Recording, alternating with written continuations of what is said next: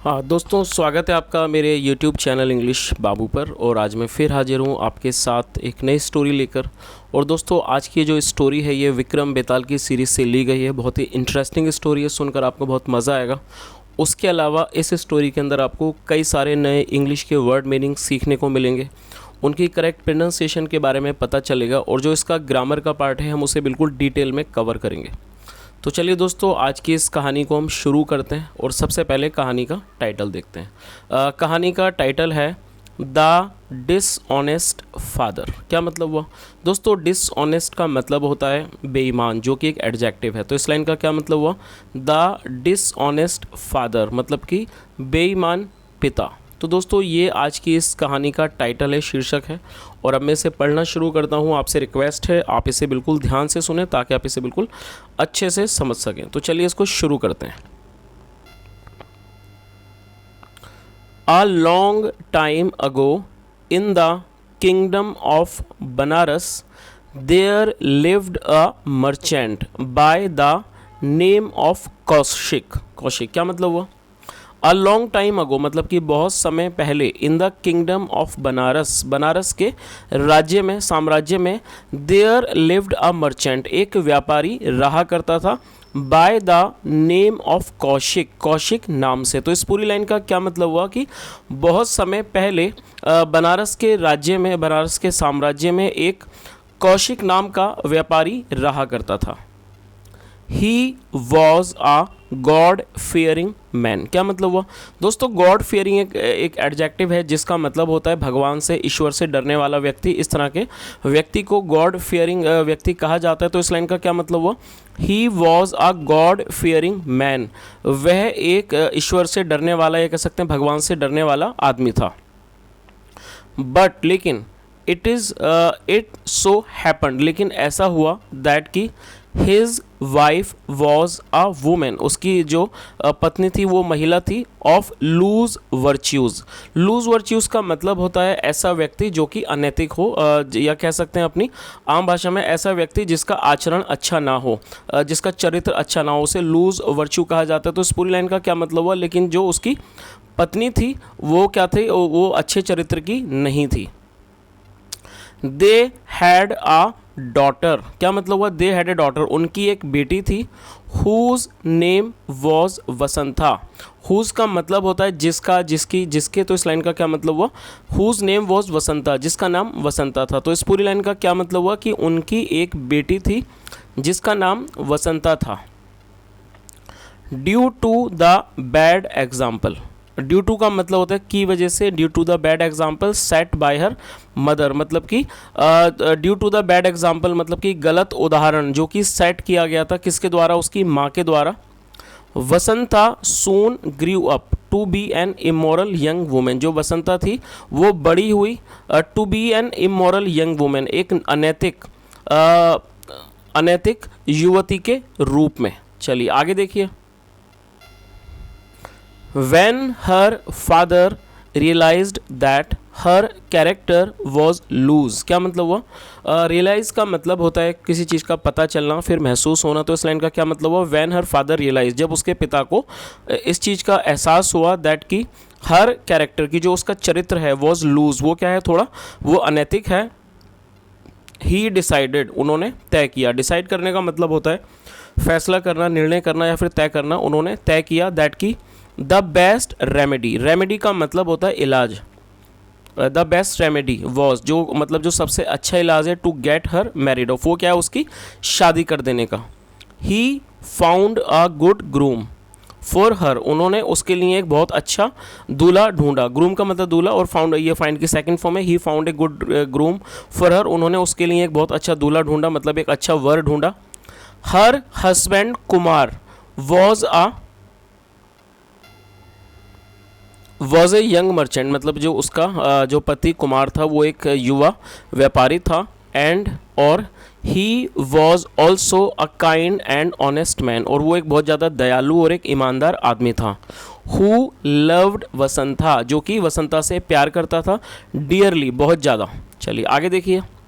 But लेकिन Vasanta remained what she was. दोस्तों remain का मतलब होता है किसी भी अवस्था में बने रहना, तो इस लाइन का क्या मतलब हुआ, बट वसंता रिमेन्ड, लेकिन जो वसंता थी वैसे ही रही, वॉट शी वॉज जैसी वो थी। An insincere and immoral women, मतलब इनसिंसियर का मतलब होता है निष्ठाहीन, मतलब एक निष्ठाहीन और एक अनैतिक महिला वो बनी रही जैसी वो पहले थी। चलिए आगे देखिए।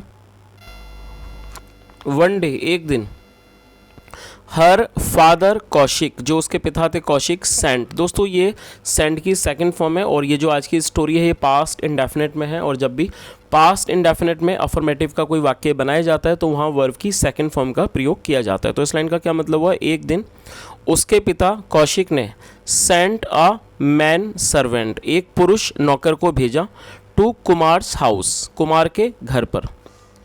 व्हेन, जब, ही अराइव्ड, वह आया, एट कुमार्स हाउस, कुमार के घर पर वह आया। ओनली वसंता वॉज देयर, वहाँ पर सिर्फ वसंता थी।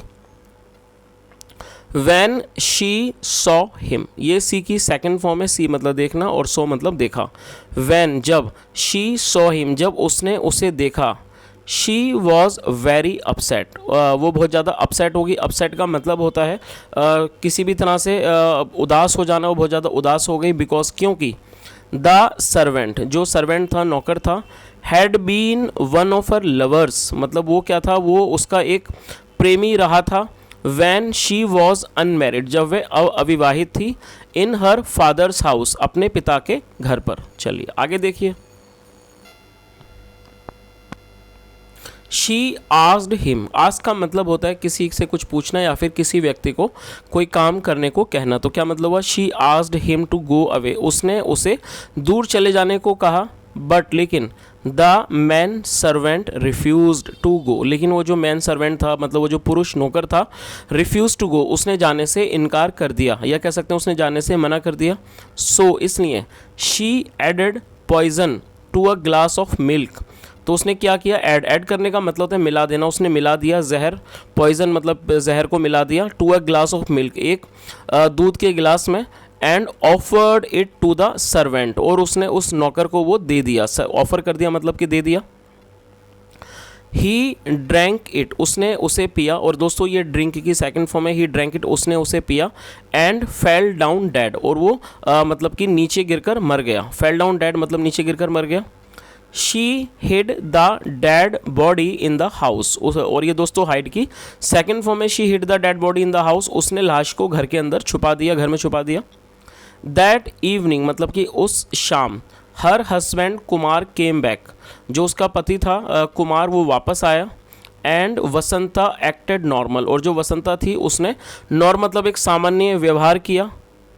इन द नाइट मतलब रात में, वैन ही वॉज स्लीपिंग, जब वह सो रहा था, शी शाउटेड, वह चिल्लाई, शी शाउटेड अलाउड, वह बहुत तेज़ी से चिल्लाई, बहुत ज़ोर से चिल्लाई, हेल्प हेल्प मतलब कि मदद मदद।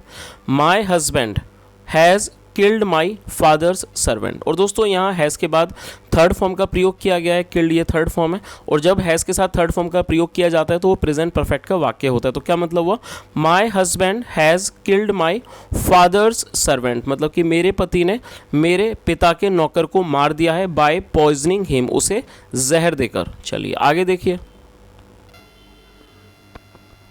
The soldiers captured poor Kumar, capture का मतलब होता है पकड़ लेना, जो सोल्जर्स थे सिपाही थे, कैप्चर्ड द पुअर कुमार, उन्होंने उस बेचारे कुमार को पकड़ लिया। And brought him before the king, और दोस्तों ये ब्रिंग की सेकंड फॉर्म है, ब्रॉट हिम उसे लाए, बिफोर द किंग राजा के सामने। तो इस पूरी लाइन का क्या मतलब हुआ कि सिपाहियों ने उस बेचारे कुमार को पकड़ लिया और उसे राजा के सामने लाए। Who sentenced him to death, और सेंटेंस का मतलब होता है सज़ा सुना देना। Who sentenced him to death मतलब कि जिन्होंने, हु का मतलब जिससे या जिन्होंने, ये एक रिलेटिव प्रोनाउन है, जिन्होंने, और ये राजा के लिए यूज़ किया गया, जिसने उसे मौत की सज़ा सुना दी, मतलब कि मृत्युदंड दे दिया। द न्यूज़ स्प्रेड, जो ये खबर थी वो फैल गई एवरीवेयर, हर जगह। One man to hear the news, एक व्यक्ति था जो इस खबर को सुनकर क्या था, वॉज ए थीफ, वो एक चोर था। इट सो हैपन्ड मतलब कि ऐसा हुआ, दैट कि he had entered Kumars house, उसने कुमार के घर पर प्रवेश किया था टू रॉब इट, उसे लूटने के लिए। वैन, जब। ही ओवरहर्ड, ओवरहर्ड का मतलब होता है कुछ भी चुपके से सुन लेना, जब उसने चुपके से सुन लिया। द कॉन्वर्सेशन, उस बातचीत को, between Vasanta and her ex lover, मतलब वसंता और उसके पूर्व प्रेमी के बीच में।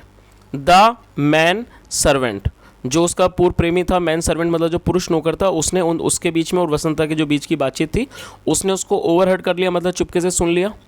द थीफ डिसाइडेड, डिसाइड का मतलब होता है किसी चीज़ का फैसला करना। द थीफ डिसाइडेड, चोर ने फैसला किया, दैट की he would not let an innocent man die, वो एक निर्दोष आदमी को नहीं मरने देगा। लेट का मतलब होता है किसी कार्य को होने देना या फिर ना होने देना, और इनोसेंट का मतलब होता है निर्दोष। तो इस लाइन का क्या मतलब हुआ? द थीफ डिसाइडेड, चोर ने फैसला किया कि he would not let an innocent man die, वो एक निर्दोष व्यक्ति को नहीं मरने देगा।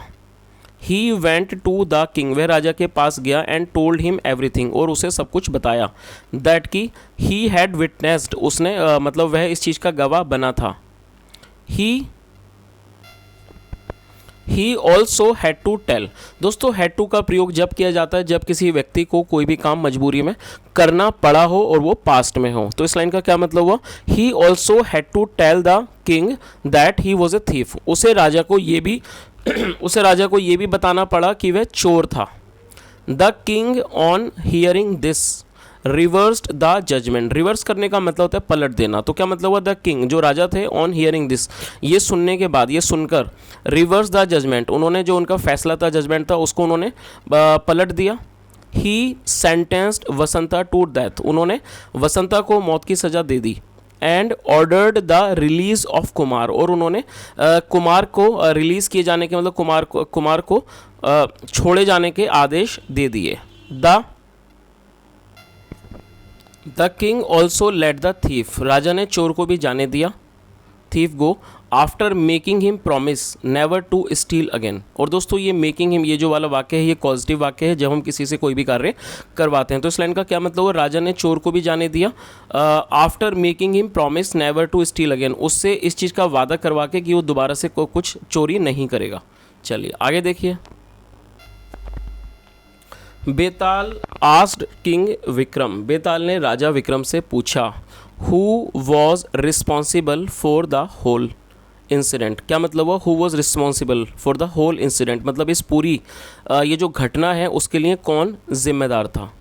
किंग विक्रम आंसर्ड, राजा विक्रम ने जवाब दिया, Kaushik was responsible for the whole unfortunate incident, जो कौशिक था वो जिम्मेदार था for the whole unfortunate incident, इस ये जो अनफॉर्चुनेट मतलब ये जो बदकिस्मत वाले कह सकते हैं, ये जो अभाग्यशाली जो इंसिडेंट था, घटना थी, उसके लिए पूरी तरह से कौशिक जिम्मेदार था। बिकॉज क्योंकि he had married of his daughter, क्योंकि उसने बाय हाइडिंग हर इमोरल नेचर, क्योंकि उसने अपनी बेटी का विवाह किया था बाय हाइडिंग हर इमोरल नेचर, उसके अनैतिक व्यवहार को छुपाते हुए या छुपाकर उसने अपनी बेटी का विवाह किया था, इसलिए जो इसका पूरी तरह से कौशिक जिम्मेदार था। 10 इस प्रकार he was the one two blame for, और इसलिए इस तरह से वो है जिसको मतलब कि दोष दिया जाना चाहिए for the plight of poor Kumar, मतलब कि उस बेचारे कुमार की जो दुर्दशा है उसके लिए जो दोष है वो उसे दिया जाना चाहिए। चलिए आगे देखिए।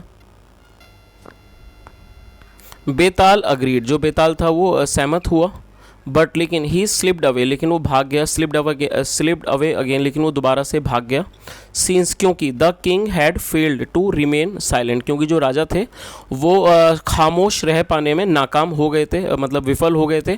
King Vikram had to go back, राजा विक्रम को वापस जाना पड़ा, टू द बनियान ट्री, उस बरगद के पेड़ पर अगेन दोबारा, to continue with his task, अपने काम को पूरा करने के लिए। तो दोस्तों ये आज की एक छोटी सी स्टोरी थी और मैं उम्मीद करता हूँ स्टोरी आपको अच्छी लगी होगी। यदि स्टोरी अच्छी लगी और मेरा पढ़ाने का प्रयास भी आपको अच्छा लगा हो तो आपसे रिक्वेस्ट है वीडियो को ज़रूर लाइक करें, शेयर करें और दोस्तों चैनल को ज़रूर सब्सक्राइब करें। आपके एक छोटे से लाइक से और सब्सक्राइब से हमें बहुत मोटिवेशन मिलता है। तो दोस्तों यहाँ तक सुनने के लिए thank you so much. Have a nice day and bye.